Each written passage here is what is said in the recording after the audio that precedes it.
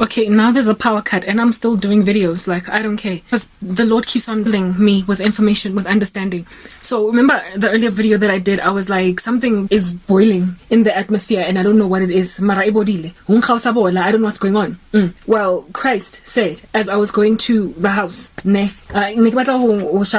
somebody did a bomb in the bathroom, so like whatever, we're not doing that, right? So I'm gonna wait for like half an hour before I go back in there. Again, and as I was headed towards the house, the Lord said, this is an attempt to finally kill Christ. What was the Lord showing me with that? This is an attempt to finally prosper, to do human sacrifice rituals against Christians. The occult is so frustrated that they imagine they are gonna successfully prosper to silence Christian ministries. Like there's been a sorcery general ideal or an attempt in a very spiritual sense to smother the gospel. But currently many countries in the world still have legislation that covers religious freedoms. So YouTube, for instance, as a body, as a company, cannot shadow ban Christian channels ubiquitously insofar as they are sticking within their rules of misinformation, like insofar as they're not violating information laws or whatever. Your channel cannot be successfully brought down. And there are enough Christians working in organizations like YouTube, WordPress, blog post, etc. There are enough believers to basically make like whistleblowers. Yes, thank you. There are enough Christians or even honest people on the ground that care about religious rights at all. Like, there are people who care enough about religious freedoms and freedoms of expression and unsavory business practices to function as whistleblowers in organizations.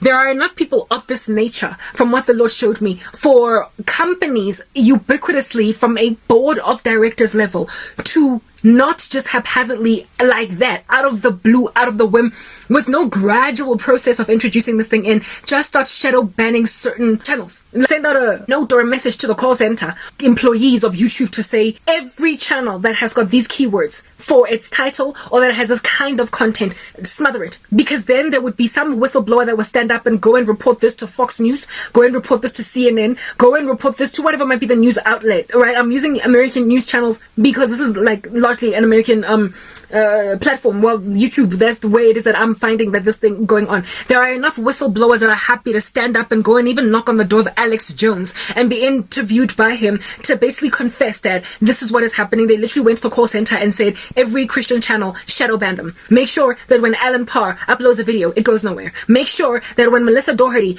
uploads a video, it goes nowhere. Make sure that when any channel, even if it's tiny, small, make sure it goes nowhere. There are way too many people inside these companies that are still normal and they are still sensible here at the top of their heads for them to do it physically. They cannot just go fascist overnight on people like that. They cannot just go despot on people overnight like that. So they are doing it spiritually. And now, I spoke earlier about the fact that life is in the blood, and that's why the devil and the occult love blood so much.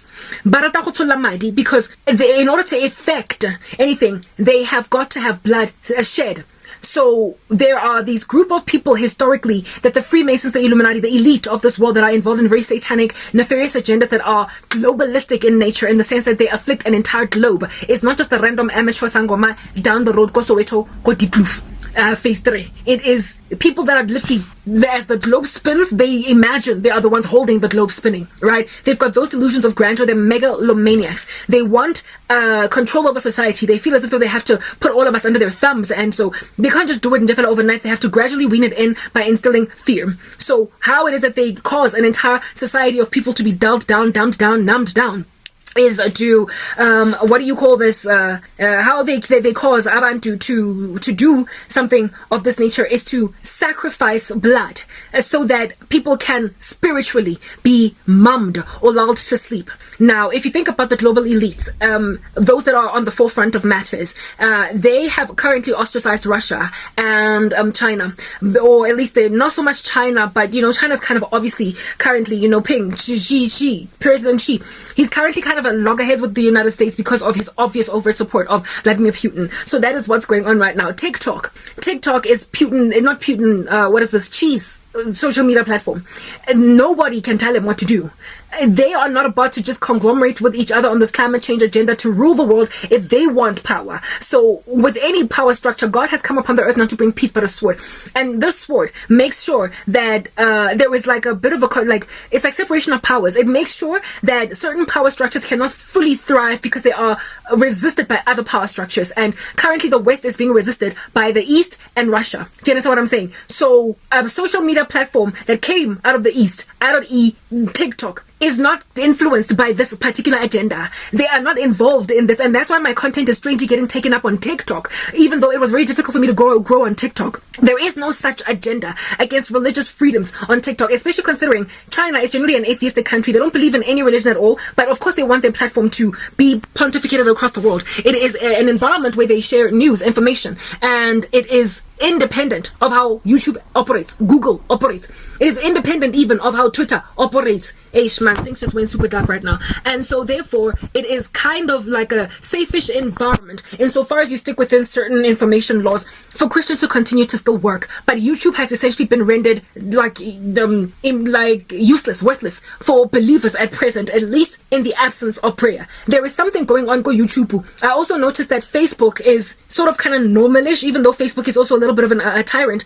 Mara, this is because Facebook is in direct competition with YouTube in terms of how it operates, so it likely is not going out like that. But YouTube is extremely exorbitantly influential at the present moment, and what is currently happening there is that there is because it's such a huge platform of information, and it is the biggest monetization platform for content creators. If you really want to make big money, you have to go to YouTube first. It's rough to get monetized on TikTok, rough to get monetized on Facebook, but it is super duper easy, sufficiently easy to get monetized on you get my point, on YouTube. And they are literally trying to choke off the financial might of Christians by at least targeting them in this regard, and anywhere else that they could. Those dreams that I had even about woolies, all different kinds of portions of industry in this country being afflicted, where Satanists are stealing, putting into body bags and mortuaries wealth and prosperity of people on the ground. They are, however, targeting the praying church. They are targeting the Christian conglomerate.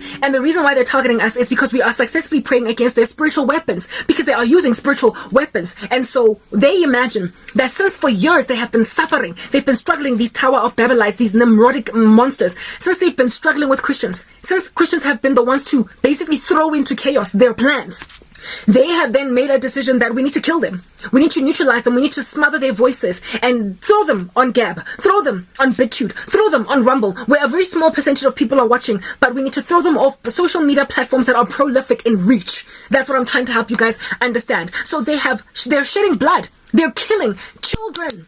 They are killing children. The Soul Massacre. It is a massacre. That's what it is. That stampede that killed those 153 kids. Davido's kids. The tavern shootings in South Africa that are killing mostly kids. They are like spilling pure blood. The blood of children to finally kill Christ. That is what the Lord is showing me. Because we are the restrainer.